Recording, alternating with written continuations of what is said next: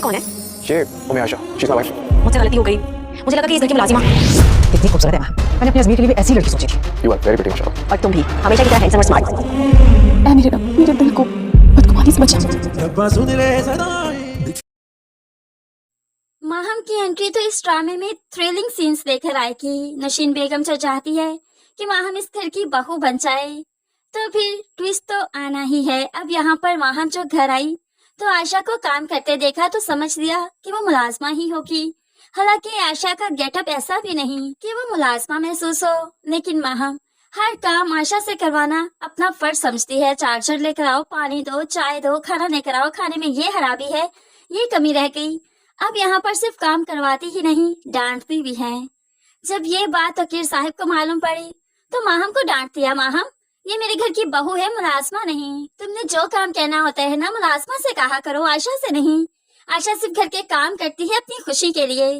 तो यहाँ पर माहम चौंक गई, अच्छा मैं तो समझी ये मुलाजमा है। तो वकील साहब को गुस्सा तो बहुत आया, लेकिन एकदम से गुस्से को पी जाते हैं, क्योंकि मेहमान पर गुस्सा दिखाना उनकी अकल ये गवारा नहीं करती। इसलिए तो अपनी बीवी को डांटते हुए कहने लगे, नशीन तुमने इंट्रोड्यूस नहीं करवाया आयशा को, तुमने बताया नहीं ये अपने अजमेर की बीवी है। तो यहाँ पर नशीन भला कब उसे बीवी समझती है, इसलिए तो कहने लगी नहीं वो मुझे ख्याल नहीं रहा। हालांकि ख्याल तो नशीन बेगम को सभी आते हैं, ख्याल तो उन्हें अगले अगले फ्यूचर के आने लगे, तो फिर भला ये ख्याल कैसे नहीं रहा होगा।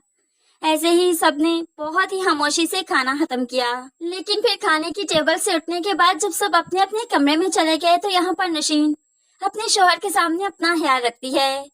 मैं हमेशा से चाहती थी मेरे अजमेर की बीवी माहम की जैसी हो, कितनी अच्छी है ना, कितनी प्यारी है।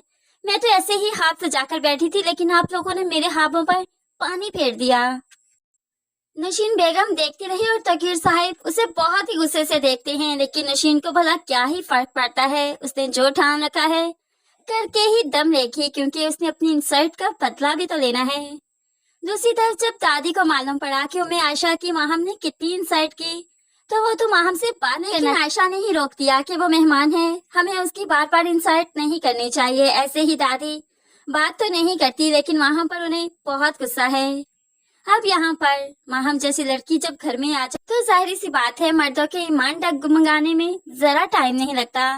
ऐसे में अजमेर की अट्रैक्शन माहम की तरफ फितरी है, और माहम भी तो अजमेर के करीब आना चाहती है, उससे शादी करना चाहती है। बात पे बात दोनों एक दूसरे से बात करते हैं, एक दूसरे को टाइम देते हैं, और ये बात उम्मे आयशा को अच्छी नहीं लगती। आज लॉन में बैठे जब सरद चाय पी रहे थे तो माहम और अजमेर एक दूसरे को बहुत ही बेचैनी पे ताबी से देख रहे थे। तो फिर अजमेर ने कह ही दिया, माहम तुम पहले से ज्यादा खूबसूरत हो गई हो, बचपन में मोटी कहकर छेड़ा करता था, लेकिन अब बहुत प्रीटी हो चुकी हो।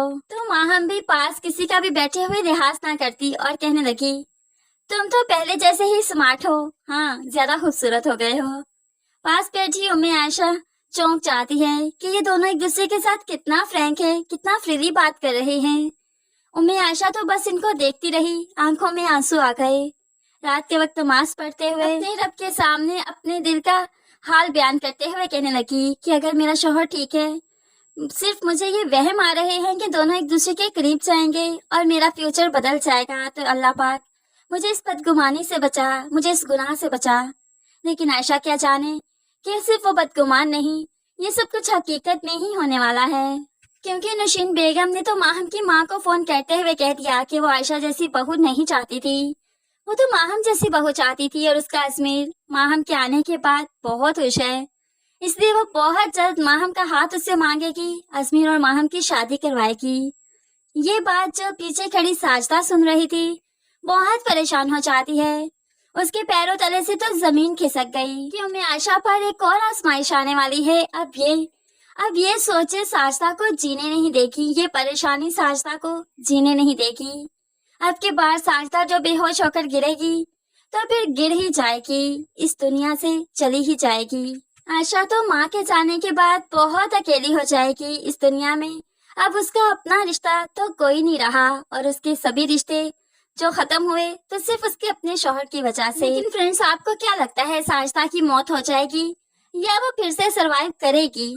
इस बारे में आप क्या कहते हैं जरूर कमेंट्स में बताइएगा। वैसे हम यही कहते हैं कि साजदा की मौत हो जाएगी। आप अपनी राय का इजहार भी कीजिएगा। मज़ीद वीडियोस के लिए चैनल को सब्सक्राइब कीजिए। अल्लाह हाफिज।